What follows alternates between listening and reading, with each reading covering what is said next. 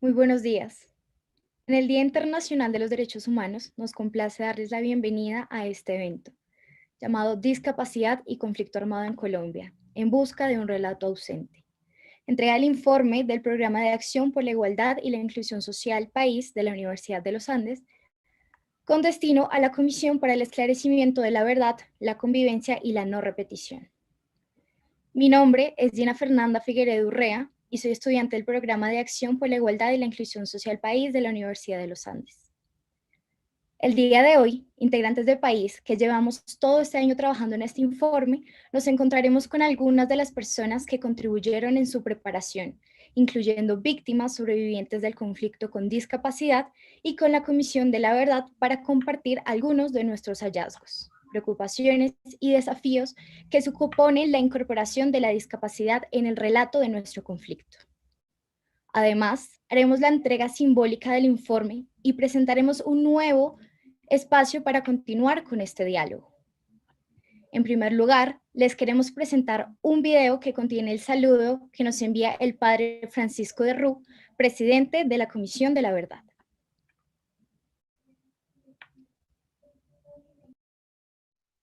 La Comisión para el Esclarecimiento de la Verdad se une a la Universidad de los Andes en este acto en que queremos acoger con profundo respeto a las personas, mujeres, hombres, niños, personas mayores que fueron golpeadas durante el conflicto y dejadas en condiciones de discapacidad en medio de la victimización general que se hizo en Colombia por causa de la guerra. Y acompañar también a muchas otras personas y en las condiciones mismas de la violencia fueron tratadas de manera abusiva y fueron arrinconadas y sometidas a sufrimientos y a situaciones de vejámenes particularmente agresivos en medio justamente de la situación de violencia vivida en nuestros pueblos, particularmente en nuestros campos y en algunas de nuestras ciudades. Para los que vivimos en terreno durante años en el conflicto, y nos tocó recoger a niños que habían quedado sin piernas, a personas que se quedaron ciegas por las minas antipersona, a personas que vimos que perdían los brazos.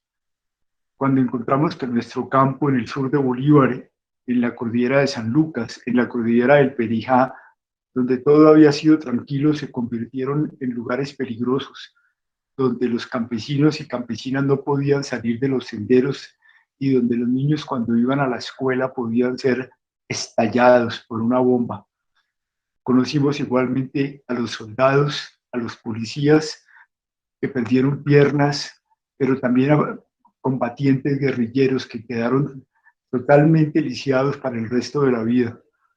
Una inmensa población colombiana golpeada por estas armas no convencionales que constituyen verdaderos crímenes de guerra. Hoy queremos abrir este espacio unidos, juntos, para acoger con el más profundo respeto y la más profunda solidaridad a quienes fueron víctimas en medio del conflicto. Para la Comisión, la dignidad humana y la grandeza de ustedes se pone en primer plano en esta tarea colectiva de trabajar por la reconciliación y por la paz. Quisiéramos sobre todo decirles que en medio del dolor que ustedes han sufrido, nadie tiene como ustedes la fortaleza moral y la capacidad de hablar de Colombia para que estas cosas nunca más se vuelvan a repetir entre nosotros, para que definitivamente podamos decir con fuerza que la sociedad colombiana nunca más va a volver a tolerar lo intolerable. Gracias, porque en medio del sufrimiento ustedes siguen siendo un ejemplo y una inspiración para Colombia. El informe que hoy nos entrega la Universidad de los Andes nos ayudará a comprender mucho más hondamente la realidad humana vivida por tantas personas en nuestro conflicto.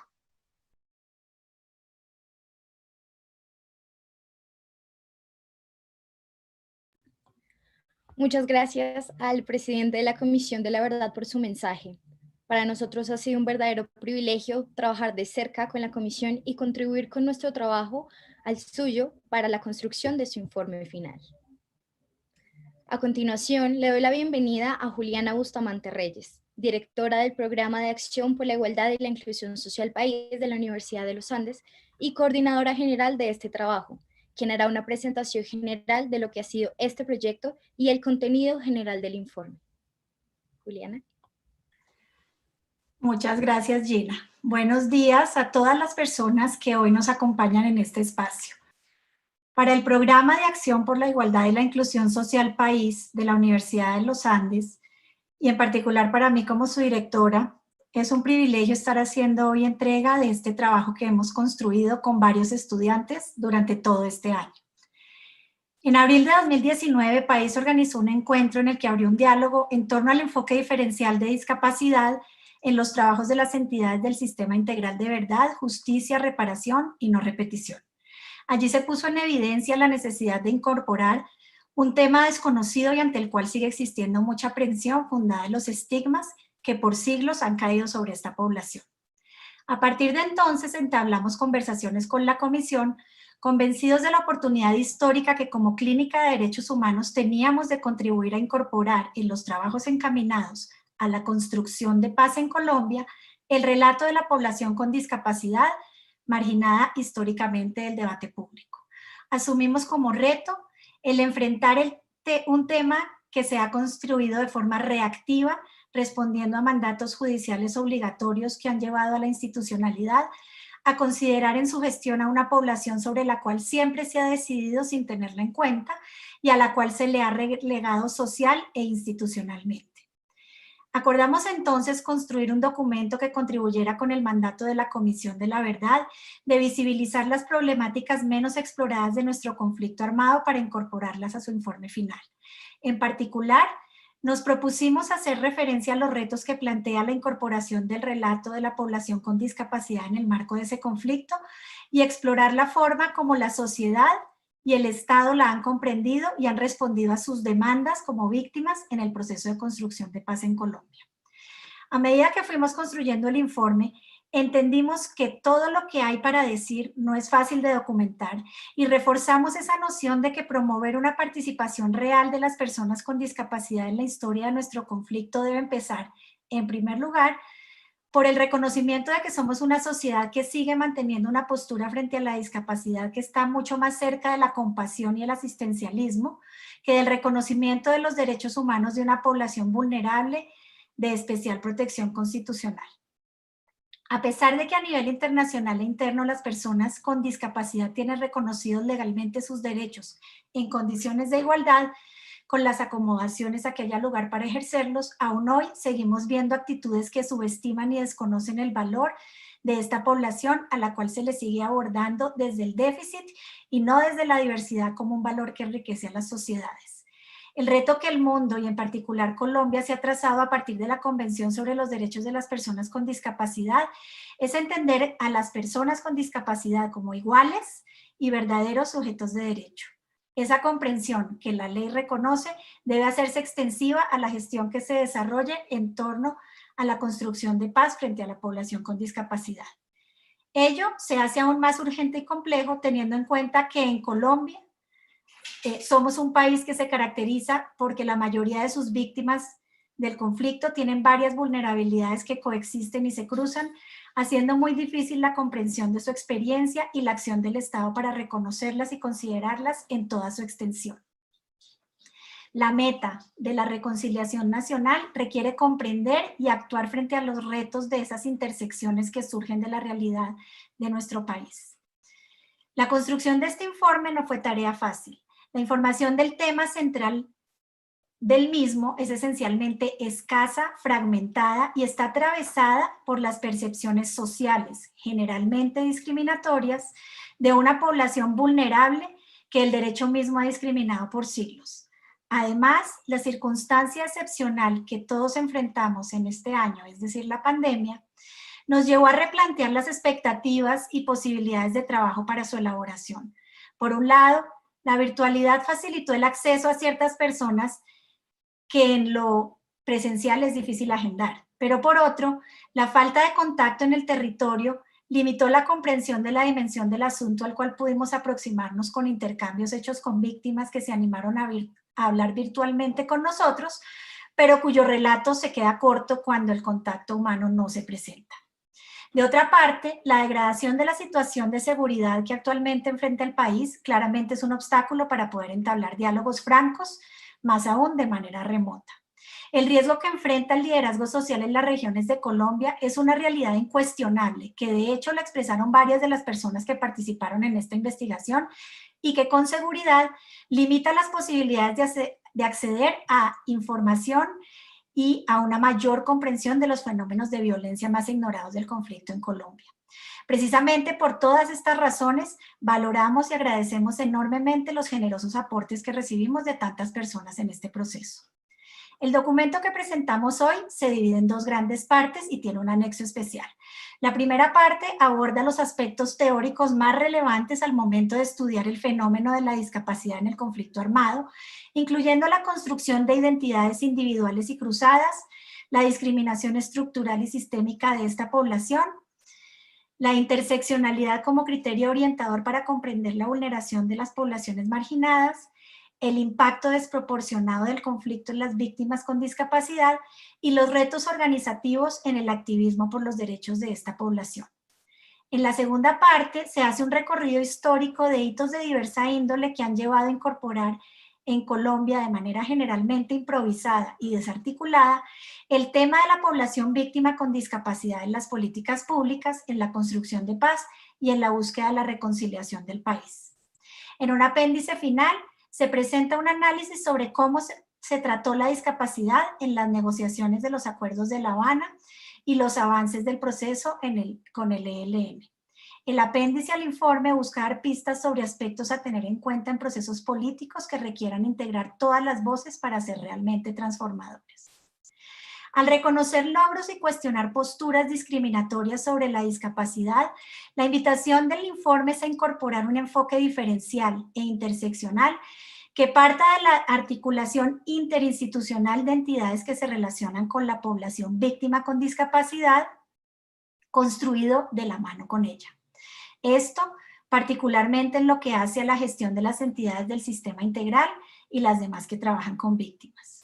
El ejercicio que hoy culmina es el resultado de un trabajo académico riguroso de varios estudiantes de país, Daniela Gómez, Gina Figueredo, Alejandro Mendoza y Agustín Hernández, que demuestra su compromiso con la construcción de paz en Colombia, su profundo conocimiento sobre los temas de discapacidad y su determinación por visibilizar los derechos de las poblaciones más vulnerables, en este caso las personas con discapacidad.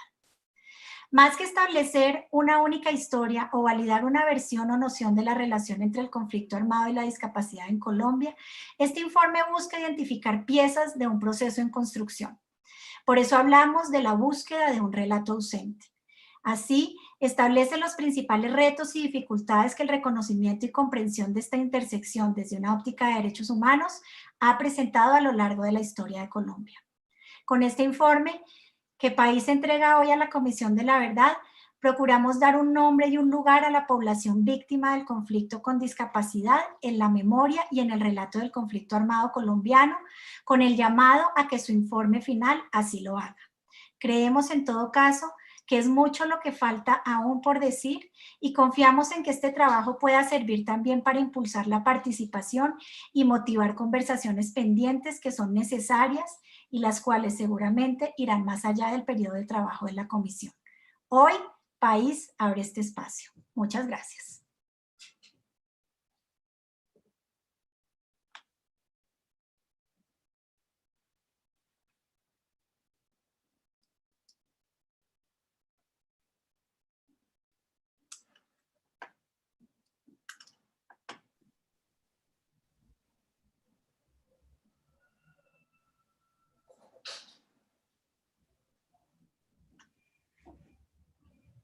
Bueno, muchas gracias, Juliana, por tus palabras. Y a continuación vamos a darle paso al siguiente punto del evento, que va a ser un conversatorio que vamos a tener con dos personas que participaron en la construcción de este informe. Y pues le voy a dar de nuevo la palabra a Juliana para que ella sea quien se encargue de la presentación de estas dos mujeres. Juliana. Juliana, por favor. Muchas gracias, Gina, sí. Acá hubo un asunto técnico, pero bueno, muchas gracias. Bueno. Mute Alt más a botón para activarlo, pulse la barra espaciadora.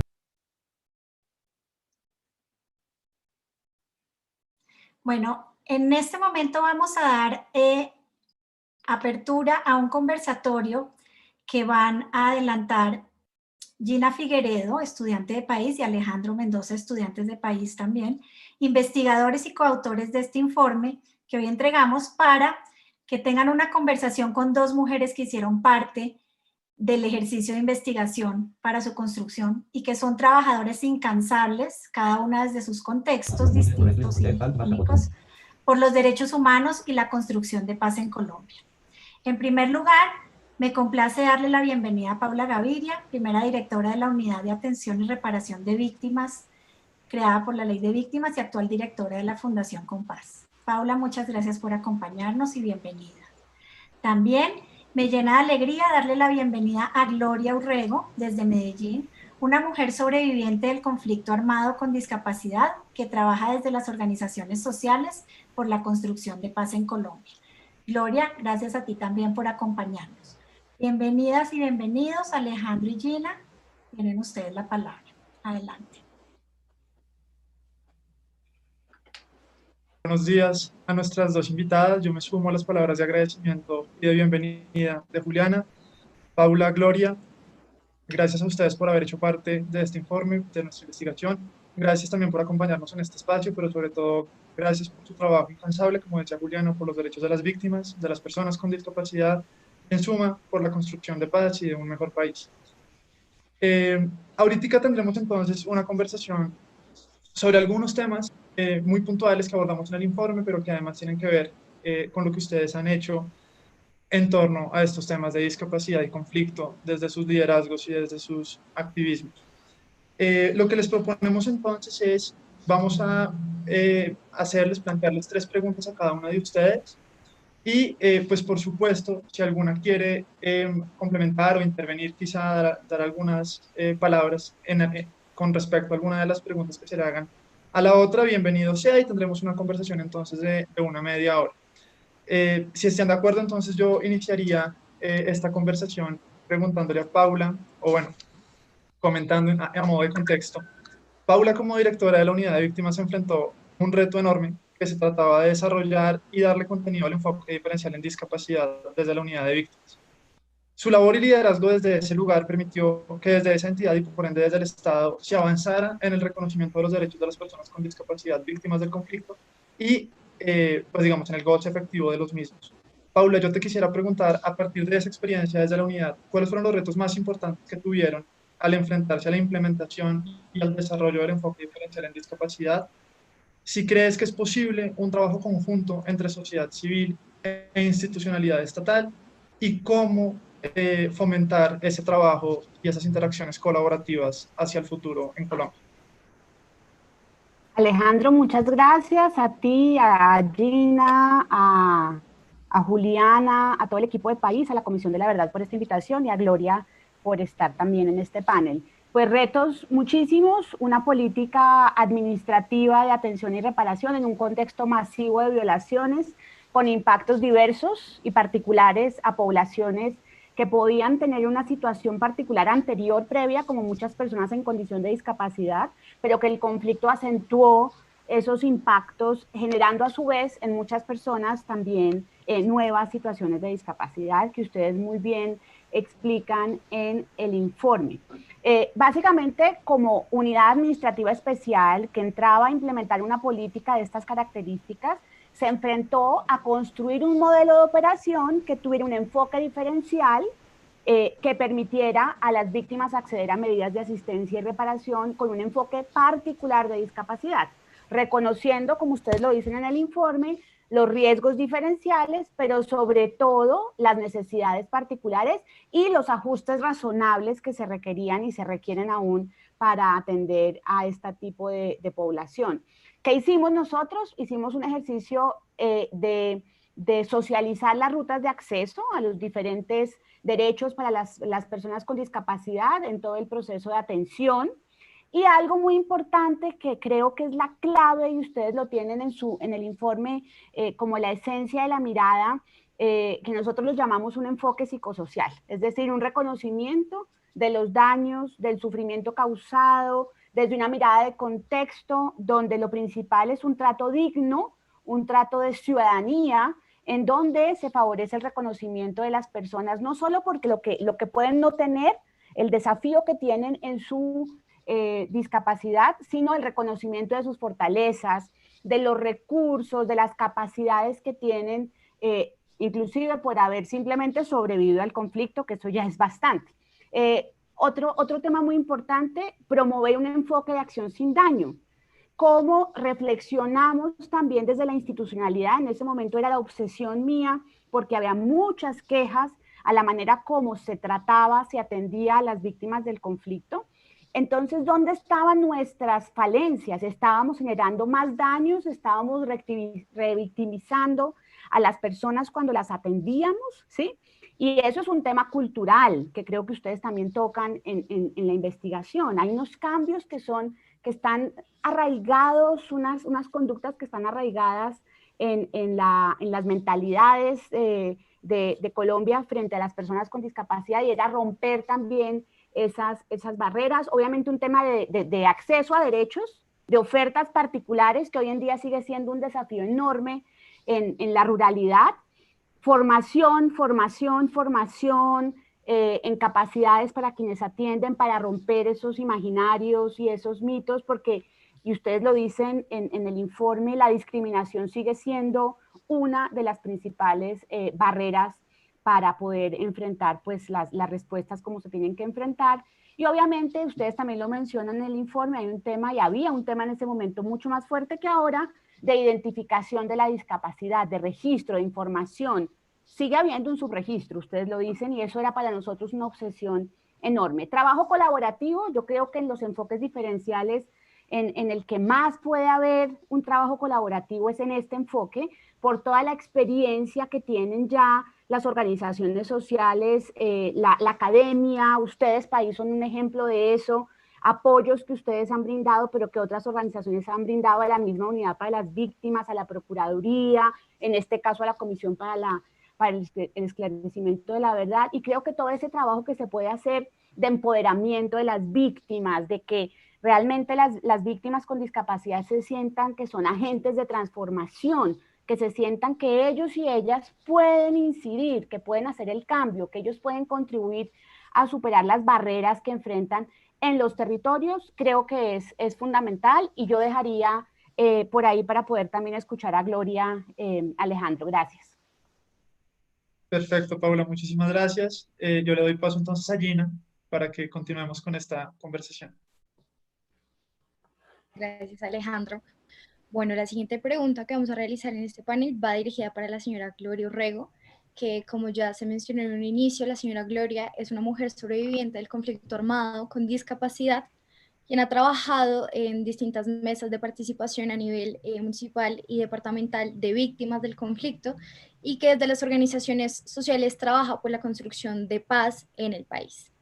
Entonces, a la señora Gloria, la primera pregunta que le tenemos es: ¿hasta qué punto considera usted que el trabajo de liderazgo como el que usted realiza ahora con el colectivo de mujeres también y personas con discapacidad implica una forma de reparación a quienes han sido víctimas del conflicto armado? Y en particular, ¿qué ha significado y qué ha implicado el liderazgo en su vida?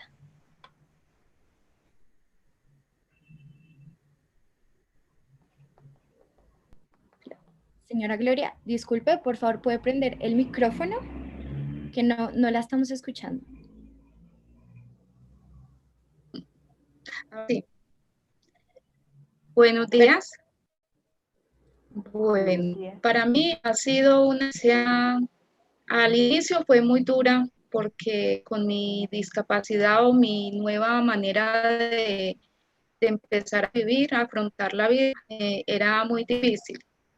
Pero al estar en una organización, pues desde un comienzo en una del conflicto. En esta organización no habían personas en situación de discapacidad, pero sí teníamos todos los hechos victimizantes. Ahí me ayudó mucho a comprender como todo lo que me había pasado, donde podíamos llegar y contar como todas las cosas que nos había dejado el conflicto y todo eso. Desde ahí llegó como la necesidad de buscar como nuevas ayudas para poder salir adelante. Ahí fue donde también me interesé en estudiar, en salir adelante, en aprender cosas para ayudar a otras personas en situación de discapacidad que la hayan adquirido por el conflicto armado. Fue algo muy gratificante encontrar personas que me ayudaban y me decían cuál camino era el que debía de coger. En esta organización de mujeres, que es Mujeres Caminando por la Verdad, aprendí a que así tenga una discapacidad, somos personas iguales. O sea, ya no nos tratan que porque, ay, ya esta persona tiene una discapacidad, pobrecita, no. Allá nos ayudan a tener como esa forma de también poder vivir desde ese momento y ya, y al tener yo como esa experiencia de estar caminando y de haber tenido una vida así, pues y esto era nuevo, pero me sirvió mucho como para valorar muchas cosas y para integrarme como a esa nueva vida y capacitarme y decirle a las personas de mi misma situación de que todo es posible desde esta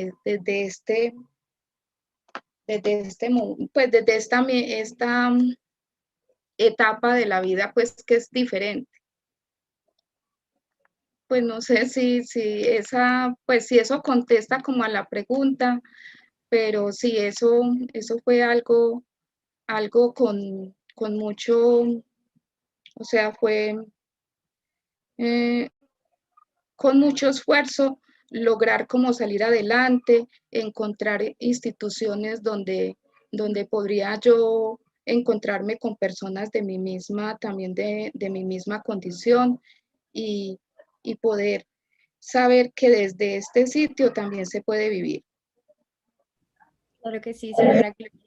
Esta respuesta, por supuesto, apunta a la pregunta porque precisamente nos muestra cómo este trabajo de liderazgo y que usted realiza permite empoderarse, no solo a usted, sino a las personas con las cuales usted trabaja, para que la discapacidad pues no implique un cambio tan profundo y que les impida continuar pues, con su vida.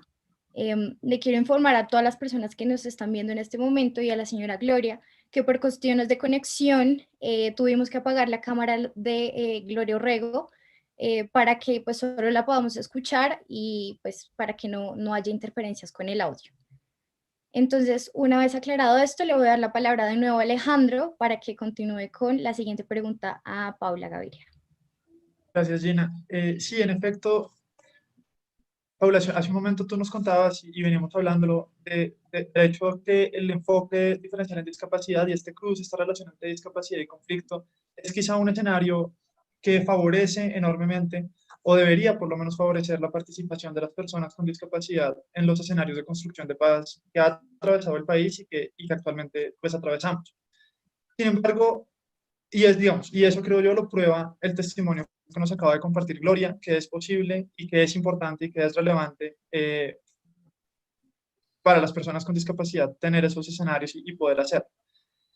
Sin embargo, también vemos que hay retos para que eso sea posible. Es decir, que aunque esto es una oportunidad y es una ventana de oportunidad, históricamente esa participación ha tenido dificultades, ha tenido barreras. Un poco escuchando el testimonio de Gloria, aunque es posible también, como ella nos cuenta, también es un proceso y no siempre es fácil, no siempre están dadas las condiciones. Yo te quería preguntar entonces, desde tu experiencia trabajando en el Estado, ¿qué consideras que es lo que hace falta para que haya una mayor participación de personas con discapacidad en los temas de construcción de paz en Colombia, en los procesos, digamos, de transición que estamos viviendo?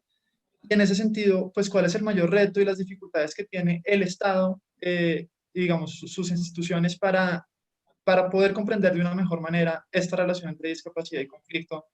Y a partir de esa mejor comprensión, favorecer también una mayor participación de las personas con discapacidad. Alejandro, pues para mí un reto que es el fundamental aquí es que hay que aumentar esa participación de las víctimas con discapacidad en estos escenarios de construcción de paz, pero también de política pública que finalmente van a afectar, a favorecer la respuesta del Estado frente a su situación en todos los niveles municipal, departamental y nacional. Y para eso hay que mejorar